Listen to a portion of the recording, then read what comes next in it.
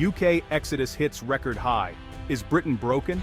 These headlines aren't just clickbait, they're the reality of a nation in crisis. Every day, more stories emerge of people leaving the UK for good, not just retirees, but doctors, engineers, teachers, and young families. The people a country needs to function are looking elsewhere for a future. This isn't a trickle, it's a flood, quietly hollowing out communities. Families who've lived in the same town for generations are selling up, pulling their kids from local schools, and chasing the hope of a better life. Take the Sharma family from Manchester. Both parents, nurses, worked through the pandemic, but their wages stagnated while costs soared. They realized their dream for their children was impossible in the UK, so they left for Australia. Their story is far from unique. University graduates see friends in Berlin or Toronto living better, earning more, and enjoying a real work-life balance. So, they update their LinkedIn, learn a new language, and book a one-way flight. They're voting with their feet, a resounding no confidence in the UK's future. This isn't just a brain drain, it's a hope drain. The promise that hard work leads to a decent life is broken. The young, the bright, the ambitious, they're leaving. The UK is losing not just its talent, but its optimism. The exodus is a quiet referendum on the state of the nation. It's not just about greener grass elsewhere. It's about survival. The question isn't who's leaving anymore. It's, is anyone still here? The UK's future is walking out the door, and the silence left behind is deafening. Walk through London and you'll see two cities. On one street, gleaming skyscrapers and luxury cars. On the next, food bank queues and families crammed into moldy hostels. The wealth is staggering, but so is the poverty. The gap between rich and poor isn't just wide, it's a canyon. The city's glittering towers cast long shadows, and in those shadows, millions struggle to survive. This isn't an accident, it's the result of policy choices that prioritized foreign investment and let the property market become a playground for the global elite. Ordinary Londoners are priced out, working multiple jobs and still unable to afford a decent home. Public services are cut while billions go to vanity projects and tax breaks for the wealthy. The social contract feels broken. The idea that we're all in this together is a bitter joke. Dignity and fairness are in short supply. The frustration is boiling over. Inequality isn't a quiet problem anymore, it's a screaming crisis. The city's wealth is impossible to ignore, but for most, it's just out of reach. London's glitter blinds, but its shadows are growing. Let's talk about the brutal maths of living in Britain today. Wages have flatlined for over a decade. When you factor in inflation, many are worse off than 10 years ago. Meanwhile, the cost of everything, food, energy, fuel, has skyrocketed. This is the cost of living crisis. Not an abstract theory, but a daily grind for millions. The stress of checking your bank account, the anxiety of an unexpected bill, the quiet desperation at the supermarket checkout. And then there's housing, the monster under the bed. Rent devours over half of many young people's paychecks, making saving for a deposit impossible. The dream of home ownership, starting a family, or even just a night out, these are now luxuries. For many, the goal isn't to get ahead, but just to get through the month. The UK is becoming a place where you work to survive, not to live. The simple dreams of previous generations, owning a home, starting a family, planning for the future, are slipping out of reach. Financial pressure is crushing hope. The treadmill keeps tilting uphill, and people are exhausted. The cost of living crisis isn't just about money, it's about lost dreams. For a growing number, survival is the only plan.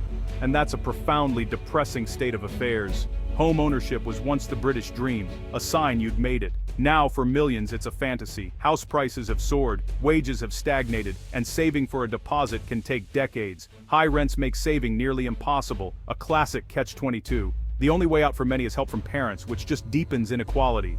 If your family owns property, you might have a chance. If not, you're locked out. This isn't just a personal problem, it's a societal one. People can't put down roots, delaying major life decisions like starting a family. A country that makes it too expensive to have families faces a worrying future. A generation of renters lives with insecurity, unable to build wealth or stability. Many are stuck in their parents' spare room into their 30s or in flat shares when they want to start families. The housing crisis is a slow-motion disaster, deepening the divide between owners and renters. The promise of upward mobility is broken. The dream of a home is now a source of anxiety, not hope. For many, the only escape is to leave the UK altogether. The housing ladder hasn't just been pulled up, it's been sold off. And the consequences are reshaping British society. Remember the NHS, once the envy of the world, now on life support. Years of underfunding and neglect have pushed it to the brink. Waiting lists stretch into years. GP appointments are a lottery and ambulances are slower than ever. Staff are burnt out, underpaid, and leaving in droves. It's not just the NHS. Schools are crumbling, teachers buy supplies with their own money, and local councils are going bankrupt. The justice system is gridlocked, and basic services like libraries and bin collections are being cut. The fabric of society is fraying. This decline erodes trust in the system and leaves people feeling abandoned. The question becomes, what are we paying taxes for if nothing works? The sense of managed decline is everywhere. When you can't rely on basic services, hope fades. The UK's public services are in crisis, and it's driving people to look elsewhere. The feeling of systemic failure is a powerful motivator to leave. The country that once prided itself on its safety net is now watching it unravel, and the exodus continues. The UK is losing its most skilled workers: doctors, nurses, scientists, engineers, tech developers. These aren't people who can't find jobs, they're in demand everywhere. They're leaving because of burnout, low pay, and better opportunities abroad. For scientists, it's funding uncertainty. For tech workers, it's higher salaries and more dynamic cities elsewhere. The exodus is a vicious cycle. As more leave, the strain grows, pushing even more out. The UK is exporting its human capital and getting nothing in return but a growing skills gap. The message is clear. The UK is no longer the place for ambition and talent. We're training the world's workforce, then waving them goodbye. It's not just an economic problem. It's a blow to national pride and future potential. The country that once led the world is now struggling to keep its own experts. It's a national own goal of spectacular proportions. Remember the optimism of the late 90s and early 2000s. Cool Britannia, a booming economy, public investment, and a sense of progress. That optimism feels like a distant memory now. Confidence has been replaced by anxiety, dynamism by stagnation, and hope by nostalgia. The 2008 financial crisis hit hard, but it was the response, deep, prolonged austerity, that did lasting damage. Austerity starved public services, choked off growth, and led to wage stagnation. The safety net was shredded and the narrative shifted from support to suspicion. The hope of a better future was one of the first victims. The journey from cool Britannia to cruel Britannia has been swift and brutal. Shared progress has been replaced by a zero-sum game of survival. The relationship between state and citizen fundamentally changed. The optimism of the past has evaporated, replaced by a grim sense of decline. The UK's spirit has dimmed, and the consequences are everywhere. The hope that once defined the nation is now in short supply. Austerity wasn't just a budget line, it was a political choice with devastating consequences. Local councils lost up to 60% of their funding, leading to closed libraries, shuttered youth centers, and rationed social care. The small things that make communities livable were dismantled. Government spending cuts slowed economic recovery, leading to stagnant wages and rising costs. The price was paid by ordinary people, not the bankers who caused the crash. Disabled people lost benefits, single parents lost support, and public sector workers saw pay frozen. The pain was transferred from the wealthy to the most vulnerable. This created a deep sense of injustice that still poisons British politics. Crumbling schools and hospitals, insecure work, and the housing crisis all trace back to austerity. Austerity didn't fix the economy, it broke society. The consequences are still with us.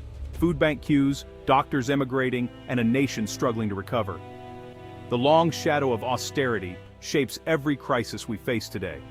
The UK's wounds are self-inflicted, and the healing has barely begun. The choices made a decade ago haunt us now, and the bill is still being paid. So here we are, a country with glittering wealth and deep dysfunction.